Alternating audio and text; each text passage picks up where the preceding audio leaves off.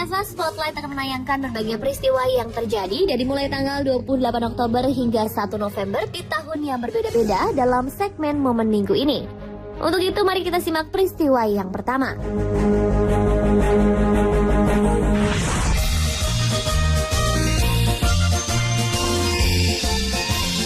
Peristiwa penting yang pertama adalah Sumpah Pemuda. Sumpah Pemuda adalah satu tonggak utama dalam sejarah pergerakan kemerdekaan Indonesia. Ikrar ini dianggap sebagai kristalisasi semangat untuk menegaskan cita-cita berdirinya negara Indonesia. Perwakilan dari perkumpulan-perkumpulan pemuda daerah bertemu di Jalan Kramat Raya 106 Jakarta untuk berunding. Sumpah Pemuda menegaskan cita-cita akan ada tanah air Indonesia, bangsa Indonesia, dan bahasa Indonesia. Berikut ini adalah bunyi Sumpah Pemuda, sebagaimana tercantum pada salah satu bagian Museum Sumpah Pemuda yang penulisannya menggunakan ejaan Van Ophusen.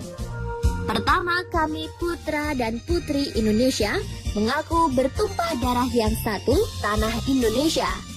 Kedua, kami putra dan putri Indonesia mengaku berbangsa yang satu, bangsa Indonesia.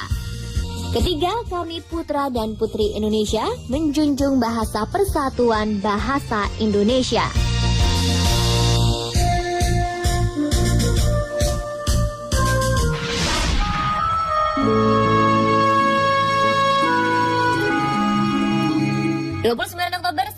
Oktober 1929, ketidakstabilan ekonomi dunia mencapai puncaknya yang dikenal sebagai Selasa Kelam. Sebanyak 16 juta saham diobral di bursa Wall Street, New York. Saat itu miliaran dolar Amerika Serikat raib seketika. Alat pencatat transaksi saham terlambat berjam-jam karena tingginya frekuensi perdagangan. Kepanikan di Wall Street ini berawal dari aturan pasar bebas yang diberlakukan Presiden Herbert Hoover.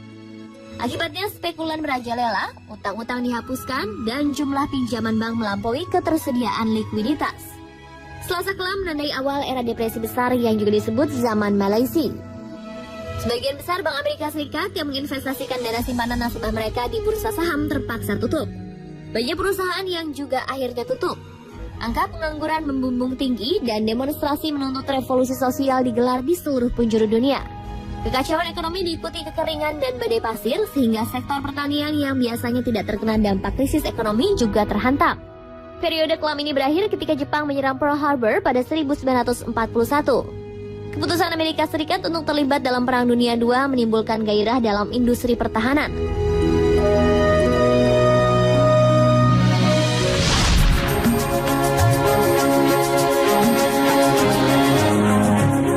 Peristiwa penting berikutnya akan membawa kita ke negara dua benua, yaitu Turki. 40 tahun yang lalu, tepatnya pada 30 Oktober 1973, pemerintah Turki meresmikan pengoperasian jembatan Bosphorus 1 yang menghubungkan Eropa dan Asia. Jembatan ini membentang sepanjang 1,7 km di atas Selat Bosporus yang memisahkan Istanbul atau yang dulu disebut Konstantinopel dari daratan Asia Kecil. Jembatan Bosporus 1 atau Bogasiki dibangun di daerah Ortaköy, Eropa, dan Beylerbeyi, Asia. Jembatan ini menggunakan model suspensi dengan tiang baja.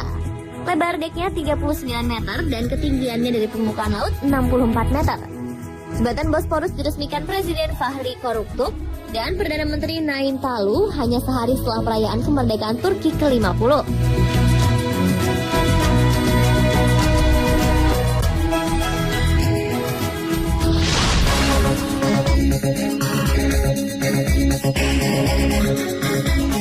Peristiwa penting yang satu ini merupakan peristiwa yang kelam di mana sebuah pesawat dari Egyptair penerbangan 990 jatuh di Samudra Atlantik pada 31 Oktober tahun 1999 lalu.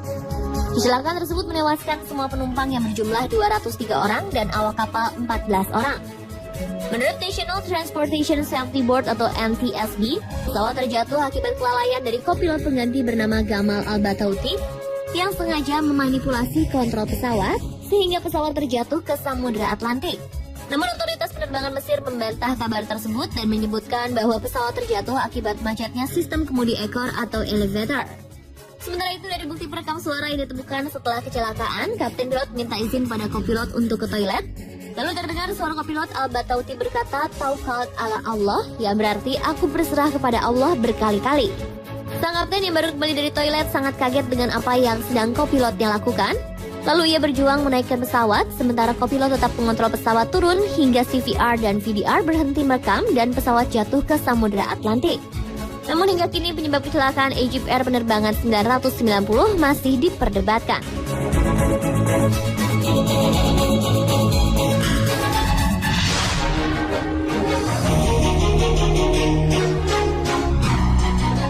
Hari ini tepatnya 1 November 1897, 116 tahun yang lalu adalah hari di mana klub sepak bola Juventus FC resmi didirikan. Berawal dari sebuah perkumpulan siswa yang sepakat membentuk sebuah klub olahraga. Setelah melalui perdebatan panjang, akhirnya terpilihlah cabang olahraga sepak bola sebagai olahraga utamanya. Di Army Square yang merupakan lapangan yang biasa menjadi arena balap kuda menjadi markas pertama kelompok siswa tersebut. Masuknya Edoardo Agnelli sebagai presiden klub menjadi titik kebangkitan Juventus. Pendiri perusahaan otomotif Fiat inilah yang kelak menjadi penyokong setia Juventus. Besaran Juventus memang kian besar di bawah kepemimpinan Agnelli. 5 tahun usai perengkus Scudetto kedua, Juventus mencapai salah satu periode emasnya. Dari 1930 hingga 1935, tahta Juventus tak pernah digeser klub lain. I Bianconeri menjadi klub Italia pertama yang mampu meraih 5 gelar secara berturut-turut. Dan pemirsa, itulah beberapa peristiwa penting yang terjadi antara tanggal 28 Oktober hingga 1 November dari berbagai tahun.